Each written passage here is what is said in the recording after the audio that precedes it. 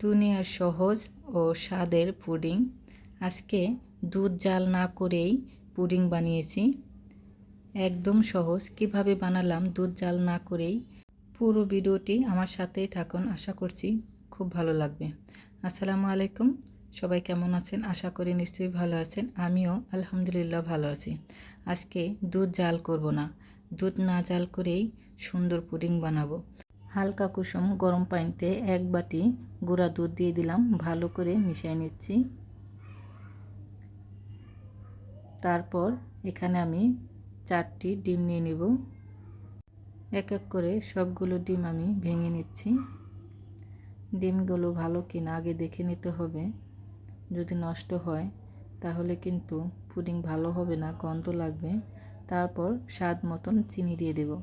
আমি চিনিটা স্বাদ মতনই দিই, কারণ অনেকে বেশি মিষ্টি খেতে পছন্দ করে, আবার অনেকে কম। তো আমার বাসায় সবাই কম মিষ্টি খেতেই পছন্দ করে, তার জন্য আমাদের পছন্দ অনুযায়ী চিনি দিলাম।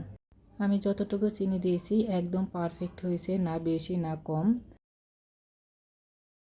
তো আমি চিনি আর ডিমটা দুধের মধ্যে ঢেলে দিলাম, ভালো করে মিশিয়ে নিচ্ছি। সাবধানে মিশিয়ে নিলাম যেন পড়ে না যায়। আর এদিকে আমি পুডিং বাটিতে ক্যারামেল বানিয়ে নিচ্ছি। পুডিং বাটিতে ক্যারামেল বানালে 1 বাটিতে হয়ে যায়। তো ঠান্ডা করে এখন আমি দুধ আর ডিম এটি সেঁকে নেব। এটা ছাঁকনি দিয়ে সেঁকে নিলাম। দেখেন এই যে ডিমগুলো, এগুলো কিন্তু সহজে মিশে না, তো এগুলো সেঁকে ফেলে দিলাম, হয়ে গেল। এখন ঢাকনাতে ঢেকে কড়াই বসাই দিয়েছিলাম, কড়াই পানি বলক এসে গেছে। তারপর পুডিংয়ের বাটি বসাই দিলাম, একটা ঢাকনাতে ঢেকে রেখে দেব 10 থেকে 15 মিনিট। তারপর দেখেন কত সুন্দর হয়ে গেছে, মাশাল্লাহ মাশাল্লাহ। এইভাবে পুডিং বানালে বেশি সময় লাগে না, খুব কম সময়ে পুডিং বানানো যায়, খুব সহজ আর খেতেও কিন্তু দারুণ। ভিডিওটি যদি ভালো লাগে লাইক কমেন্ট করবেন, শেয়ার করবেন, আমার ফেসবুক পেজটা ফলো দেবেন। আর ইউটিউব চ্যানেলটা যারা দেখতেছেন প্লিজ আমার ইউটিউব চ্যানেলটা সবাই সাবস্ক্রাইব করবেন। আমার রেসিপিগুলো, আমার ভিডিওগুলো কেমন লাগে আপনাদের সুন্দর মতামত কমেন্টে জানাবেন।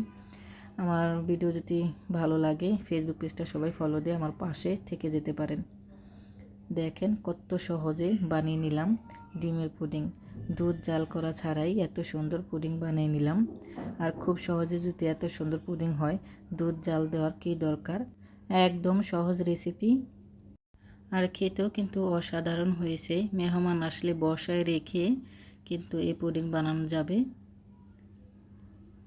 তো সবাই ভালো থাকবেন, সুস্থ থাকবেন। দেখা হবে নতুন আরেকটা ভিডিওতে।